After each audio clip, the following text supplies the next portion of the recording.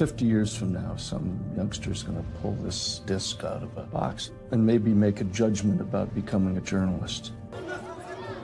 What would you want that youngster to know about Lee Colvin and about being our war correspondent?" This is where it... Very difficult question. It's like writing your own obituary.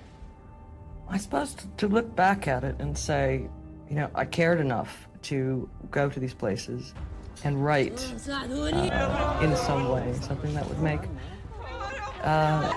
someone else care as much about it as I did at the time. Part of it is you're never going to get to where you're going if you acknowledge fear. I think fear comes later when it's all over. I'm not armed!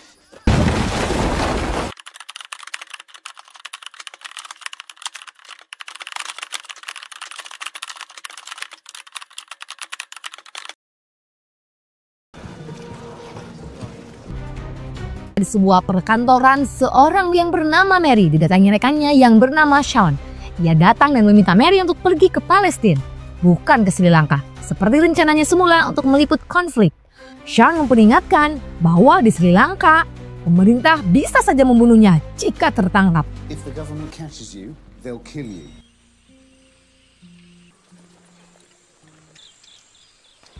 Sesampainya di Sri Lanka, Mary berbicara dengan seorang pemimpin pemberontak tentang bagaimana pemerintah menolak membiarkan bantuan PBB masuk ke wilayah yang dikepung.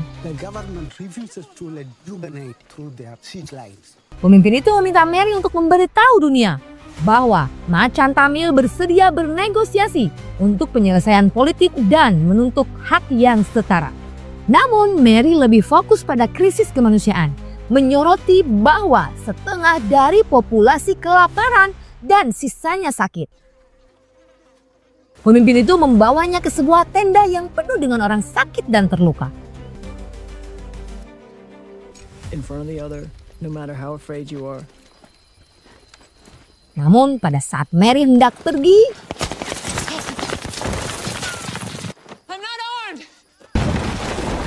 dan ia terjatuh akibat peluru RPG yang ditembakkan ke arahnya hingga matanya berdarah. Ia segera dibawa ke rumah sakit tapi akhirnya kehilangan mata kirinya.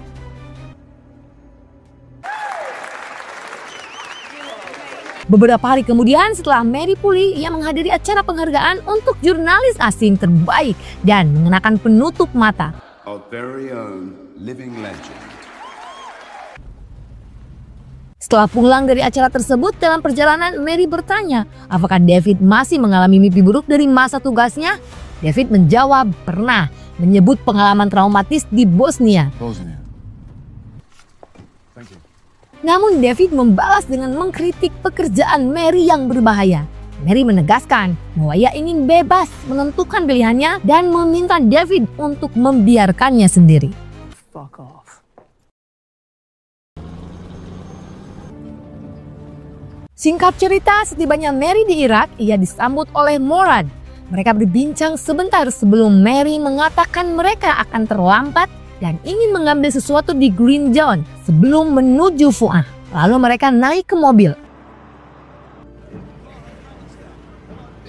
Mary bertemu fotografer bernama Paul. Mary memintanya ikut sebagai fotografer ke Fu'ah.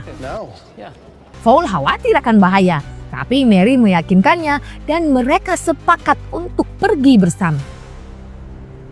Dalam perjalanan, Mary menelpon Sean untuk membahas informasi dari Ferris tentang kuburan massal di dekat Danau Habia.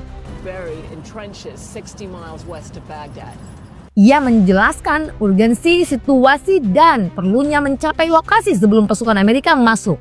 Sean akhirnya menyetujui rencananya dan meminta Mary menelpon jika mendapat informasi lebih lanjut.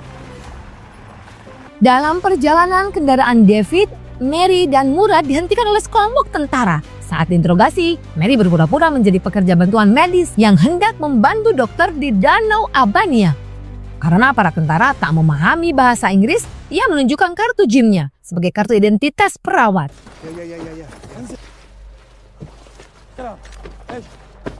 Tentara itu tetap mencurigai, namun akhirnya menyuruh mereka berbalik arah, menyatakan dokter tidak dibutuhkan di sana. Meski tegang, mereka akhirnya dibiarkan lewat. Setibanya di sana, Mary menyaksikan penggalian kuburan massal dan meminta orang-orang mengumpulkan cerita individu. Saat itu, petugas datang dan menyuruh mereka berhenti memicu keributan.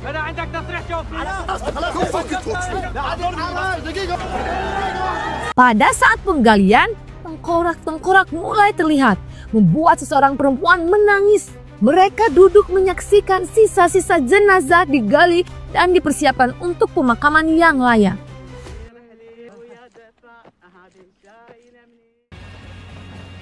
Mary pun kembali ke hotel. Keesokan paginya, Mary sarapan dengan Tony. Lalu mereka melihat laporan berita tentang perang di Libya di TV.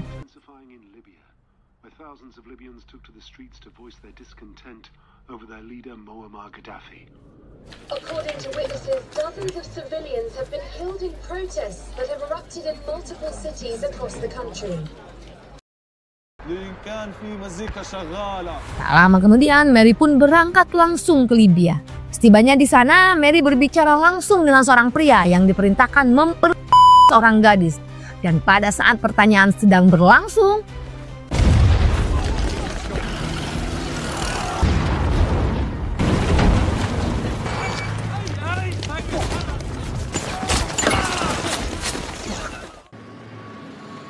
setelah peristiwa itu, akhirnya Mary bertemu langsung dengan Gaddafi. Gaddafi mengklaim bahwa pemuda Libya diberi obat oleh Allah untuk memberontak dan menyebut dirinya sebagai pemimpin revolusi yang sejati. Mary menantangnya, menyatakan bahwa tindakan Gaddafi atau Muammar Gaddafi justru menyeret negara ke perang saudara, mendanai pertumpahan darah dan gagal mendapatkan pengakuan internasional. What about the Libyan people? Thousands will be killed. Tak lama kemudian, setelah pertemuan itu berlangsung, terjadi aksi demo yang berujung kerusuhan dan akhirnya Gaddafi tewas.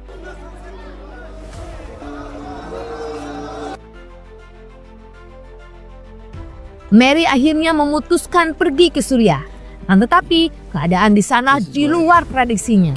Dan pada saat dalam perjalanan, ketegangan pun datang.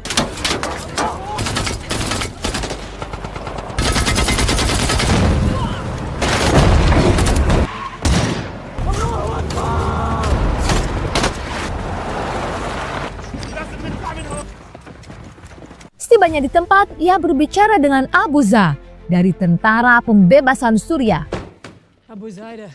Ia mengumpulkan informasi tentang pengeboman daerah sipil oleh pasukan pemerintah. Abu Zah memberi rincian tentang serangan dan warga sipil yang terperangkap. Mostly women and children. Mary merencanakan mengunjungi kamp pengungsi keesokan harinya.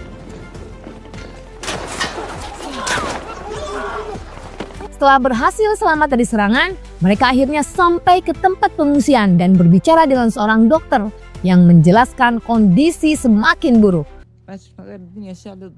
Mary mewawancarai seorang perempuan yang selamat setelah terperangkap reruntuhan bersama anak perempuannya yang berusia 5 tahun. Perempuan itu ingin dunia tahu tentang penderitaannya. How old was her daughter? 5 years old. Setibanya di rumah sakit, Mary menyaksikan situasi darurat. Banyak korban luka berdatangan. Dokter sangat sedikit. Bahkan seorang dokter hewan terpaksa mengobati manusia. Lalu ia mengatakan rumah sakit kekurangan obat-obatan penting. Dan seorang anak laki-laki di antara pasien tak dapat diselamatkan.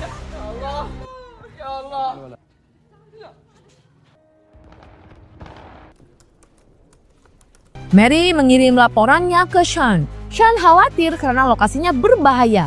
Mary dan Paul diperingatkan akan serangan yang terjadi dan bersiap untuk pergi bersama Tentara Pembebasan Suriah.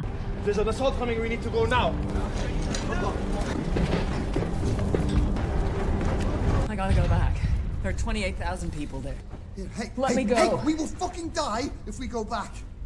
Okay? We will I gotta go back. Die. Ready? Mary tetap ingin siaran meskipun Sean khawatir. Ia juga ingin kembali ke rumah sakit untuk mengambil video. Namun sambungan mereka terputus. Signal's gone down. Paul berhasil memperbaikinya dan Sean mengatakan Channel 4, BBC, dan CNN ingin menayangkan laporannya. Ia menegaskan agar Mary pergi secepat mungkin. Channel 4, BBC, CNN, all want to broadcast.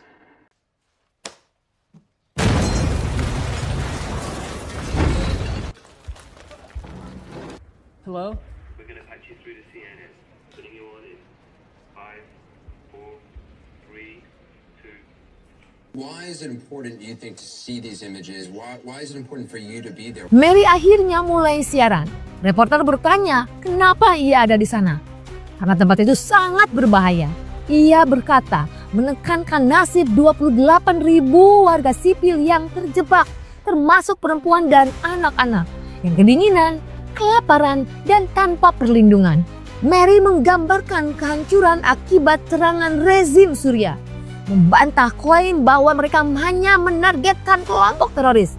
Ia menegaskan bahwa semua rumah warga sipil terkena bom tanpa satupun target militer, menyebut klaim pemerintah sebagai kebohongan total. City of the cold and hungry.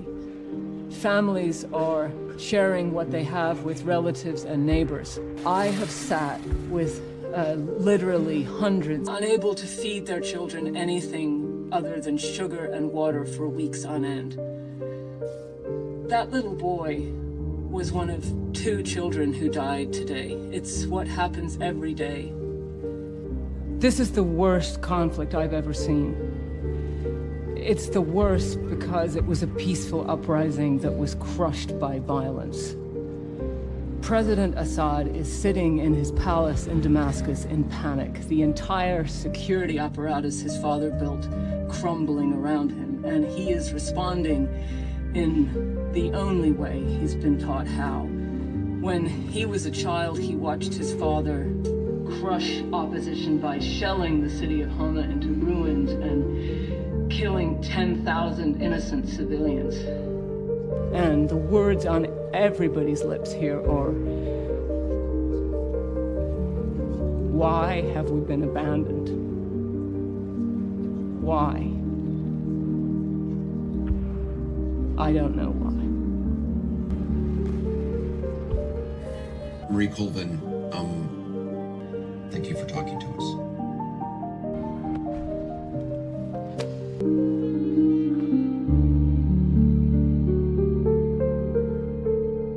They're trying to find their range. They found us.